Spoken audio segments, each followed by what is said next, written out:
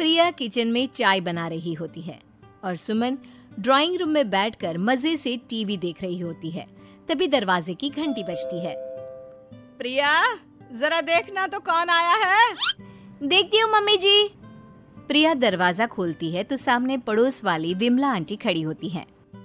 नमस्ते आंटी जी, कैसी हैं आप? मैं तो बिल्कुल ठीक हूँ बेटा, पर तेरी सास को क्या हुआ है? आजकल कहीं दिखती ही नहीं है। जब देखो तब टीवी के आगे जमी रहती है। अंदर तो आइए आंटी। अरे ओ दीपक की अम्मा, कहाँ हो? अरे विमला, आओ आओ, क्या बात है, बड़े दिन बाद याद आई तुम्हें मेरी। मैं तो हमेशा ही तुम्हें याद करती हूँ, पर तुम ही गायब रहती हो और आजकल तो बाहर भी नहीं आती जाती। तबीयत तो ठीक है ना तुम्हारी? अरे तबीयत को क्या होना है, इस उम्र में तो कुछ ना कुछ लगा ही रहता है। मेरी छोड़ो, तुम ये बताओ कि क्या चल रहा है गली मोहल्ले में। तुम गली मोहल्ले की छोड़ो, चल तो तुम्हारे पड़ोस में रहा है। तुम्हारी नई सहेली आई है। मेरी कौन सी नई सहेली? मैं तो यहाँ बस तुमसे बातचीत कर लेती हूँ या फिर बाजू वाली शर्मा की बहू से 2-4 बातें कर लेती हूँ। इसीलिए तो कहा कि तेरी नई सहेली आई है। अब कोई पड़ोस में आया है तो बात तो होनी ही है। कम से कम इसी बहाने हमारा भी एक ग्रुप बन जाएगा। फिर सब मिलकर अपनी बहुओं की शिकायतें किया करेंगे। दोनों हंसने लगते हैं। तभी प्रिया चाय लेकर आती है और सामने टेबल पर रख देती है। दोनों चाय पीती हैं और बातें करते हैं। चलो मैं चलती हूँ, अब कल मिलते हैं। राम राम। अगले दिन प्रिया किचन में कुछ काम कर रही होती है और सुमन आराम से सोफे पर बैठकर मटर छिल रही होती है। तभी डोरबेल बजती है। प्रिया दरवाजा खोलती है तो सामने उनकी नई पड़ोसन खड़ी होती है। जी, आप कौन? मैंने पहचाना नहीं। नमस्ते बेटा, मैं शारदा, आपके बगल वाले घर में अभी 2-4 दिन पहले ही शिफ्ट हुए हैं। ओह अच्छा। नमस्ते आंटी, अंदर आइए ना आप। देखिए तो मम्मी जी, आज कौन आया है। इतना कहकर प्रिया किचन में चाय बनाने चली जाती है। नई पड़ोसन को घर पे देखकर सुमन थोड़ा हैरान हो जाती है।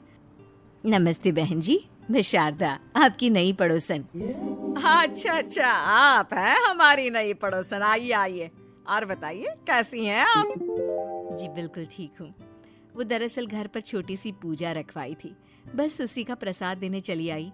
सोचा इसी बहाने नए पड़ोसियों से भी मुलाकात हो जाएगी। ये तो बहुत अच्छा सोचा आपने। सुमन प्रिया को आवाज लगाती है। अरे ओ बहू, जरा चाय पानी का तो आके पूछ लो।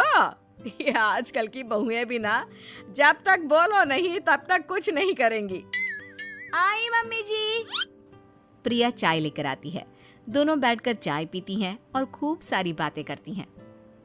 अच्छा बहन जी, अब मैं चलती हूँ, फिर मिलते हैं। अब तो आना जाना लगा ही रहेगा। शारदा के जाने के बाद प्रिया किचन से बाहर आती है।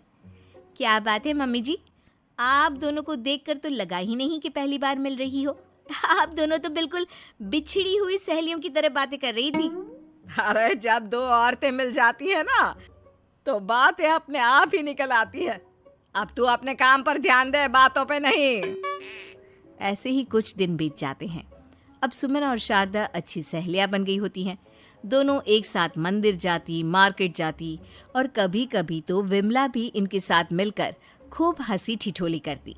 एक शाम तीनों बैठकर सुमन के घर पर चाय पी रही होती हैं कि तभी बहुत तेज बारिश शुरू हो जाती है। सुमन जोर से प्रिया को आवाज लगाती है। प्रिया, ओ प्रिया, देख कितनी तेज बारिश हो रही है। जाके छत से सारे कपड़े ले आ, नहीं तो सब भीग जाएंगे। सुमन 2 बार आवाज लगाती है लेकिन प्रिया का कोई जवाब नहीं आता। शायद प्रिया कुछ काम कर रही है, इसीलिए कुछ जवाब नहीं दे रही। अरे काहे का काम, आराम फरमा रही होगी महारानी। तभी प्रिया बीमार हालत में अपने कमरे से बाहर निकलती है। हाँ मम्मी जी, क्या हुआ? मेरी तबीयत थोड़ी ठीक नहीं है ना, इसलिए आग लग गई। अरे सारे कपड़े भीग गए और तुझे सोने से फुर्सत नहीं है। सबके सामने सुमन के मुंह से ऐसी बातें सुनकर प्रिया उदास हो जाती है और छत से कपड़े उतारने चली जाती है। सुमन, ये क्या बात हुई? प्रिया ने बताया ना कि उसकी तबीयत ठीक नहीं, इसलिए उसकी आंख लग गई।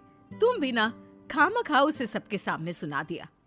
अरे आप नहीं जानती शारदा जी, कुछ बहुएं ना बहुत आलसी होती है, घर का एक काम नहीं करना चाहती। ऐसा नहीं है सुमन, तुम्हारी बहू तो बहुत प्यारी है, तुम्हारी सारी बात भी तो मानती है। हाँ सुमन, तुम प्रिया के बारे में ऐसा क्यों सोचती हो? मेरी भी दो दो बहुएं हैं, लेकिन मैं उन्हें अपनी बेटियों की तरह रखती हूँ। आखिर वो भी तो किसी की बेटियां ही है ना। और अगर तुम ऐसा ही व्यवहार करोगी तो एक दिन प्रिया भी तुम्हारे साथ ऐसा ही बर्ताव करेगी। शारदा और विमला की बातें सुनकर सुमन की तो बोलती बंद हो जाती है। वहीं प्रिया भी बाहर से सारी बातें सुन रही होती है। अरे मैं कोई उसकी दुश्मन थोड़ी ना हूँ, मैं भी उसकी माँ हूँ, लेकिन कभी कभी सास बनना पड़ता है, नहीं तो बहुएं हाथ से निकल जाती है। देखो सुमन, ये सब सोच का फर्क है। अगर तुम ये सोचोगी तो कभी प्रिया को अपनी बेटी नहीं बना पाओगी। इतना कहकर शारदा और विमला वहां से चली जाती हैं और सुमन अकेले बैठकर उनकी बातें सोचने लगती है। अगले दिन प्रिया और दीपक अपने कमरे में बैठकर बात कर रहे होते हैं और सुमन उनके कमरे के बाहर कुछ काम कर रही होती है और उन दोनों की बातें सुन लेती है। दीपक, तुम्हें पता है हमारे पड़ोस में जो शारदा आंटी है ना, बहुत अच्छी हैं। अच्छा, ऐसा क्या हो गया जो तुम्हें वो इतनी अच्छी लगने लग गई? कुछ खास नहीं, बस कल जब मम्मी जी मुझे सबके सामने सुना रही थी तो शारदा आंटी ने मेरा साथ दिया।